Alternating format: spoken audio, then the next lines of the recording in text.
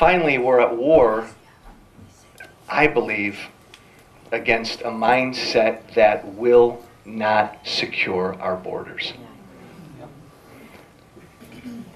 We need politicians with courage. We need Republicans and Democrats with courage. This is the most compassionate country in the world.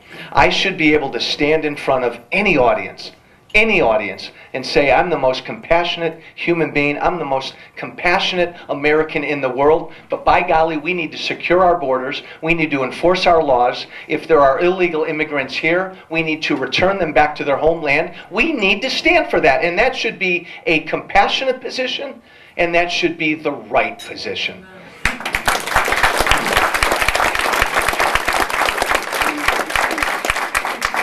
You know, Paul's right. Paul's right. We need to defend ourselves. We need to stop the government spending.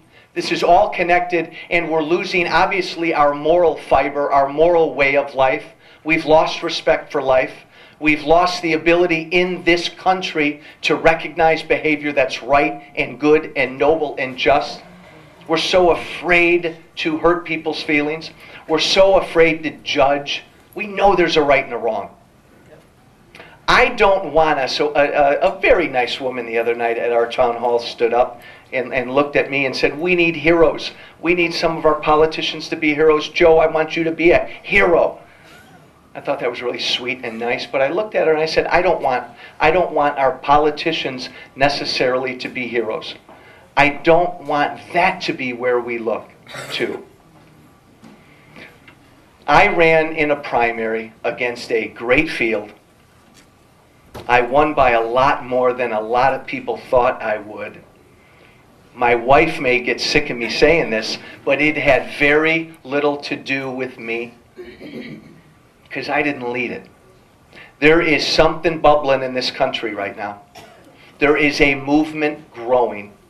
This movement consists of every Republican and Independent and Democrat that is scared to death and angry for the direction this country's going.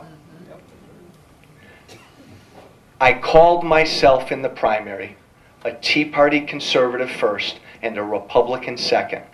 I will call myself that until my last drop. I will beat Melissa Bean, I really believe, because my job is simple. My job is simply to round up every angry, frustrated, concerned, scared, disgruntled Republican, Independent, and Democrat in the 8th. We know that's most of the people in the 8th District. We know that. That's not even close.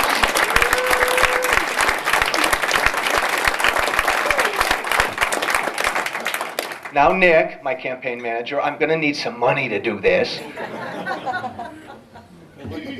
But go back to where I started. If you're with me and you believe this is not just a campaign, with a smile on our faces, believe this is a war. Believe that this is another American Revolution.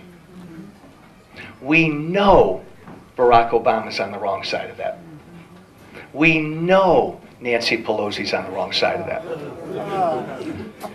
Too often, our Republican Party hasn't recognized this war.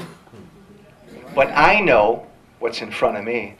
I know Melissa Bean's on the wrong side of this historic debate. In many ways, this is so much bigger than Melissa Bean. So much bigger. It has nothing to do with party. Pick your side in this war. Let's be like Ronnie. Let's be happy warriors, but pick your side. We know what the right side is, and our job is to round up these folks. Our job, my job as a candidate, is simply to be a part of this movement that has sprung. And I'm going to go to Washington, and I'm going to represent that movement. And if I don't ably represent that movement, my butt ought to be kicked back home. It will be. You know, all right. Gosh darn it, that's the flip side of this Tea Party movement. They can turn on you on a dime. I've got the dime. But they should, because As I close, and yes, I am closing. I have, one of the most enjoyable things I've done in my life is teach American government. It's in my blood, it's in my bones.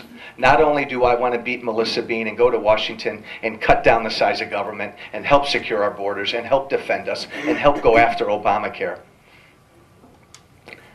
We need to begin to set an example for our young people, but for all of us, about this quaint little notion our founders once had. And it's no more complicated than this. I believe, and I know I'm qualified to go to Washington. But here's where I lose some people. I'm going to go to Washington for 6 years. Listen up, Brazil.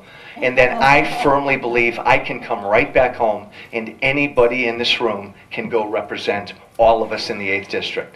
That's what our founders envisioned. I'm going to go to Washington, D.C., and I will not take a dime. This makes my wife unhappy. I will not take a dime of a retirement benefit or a health care benefit that we all can't get.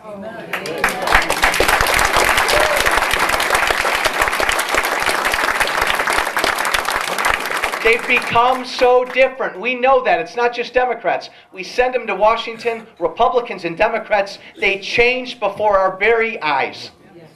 This is a Republican district. How the heck did Melissa Bean win this? Because we love Bill Crane. He stuck around 100 years too long. He became different. He forgot where home was. That has nothing to do with party. I want to change that. I want to go to Washington with 20 or 30 other Republicans, hopefully 40 other Republicans, who will represent a different example. We will move our party to the right, but more importantly, we'll be citizen legislators. And we'll come back home. We will not change. We will not become part of this political elite.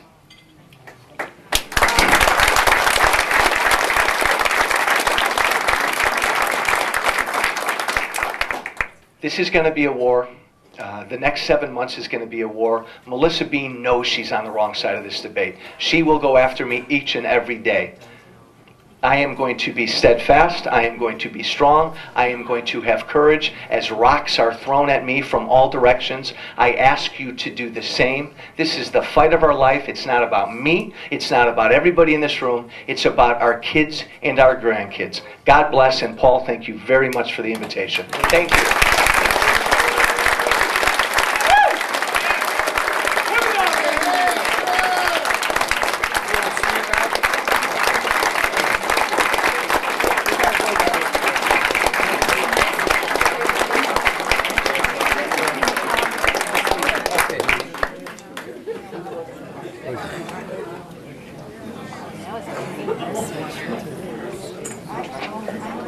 Before we go on, I have a minor program note. Will the lady who lost her necklace? There we go. Okay. Well, thank you, Joe Walsh. You're just what Washington needs. It's a good cup of Joe. Thank you, Michael Brown, for that joke.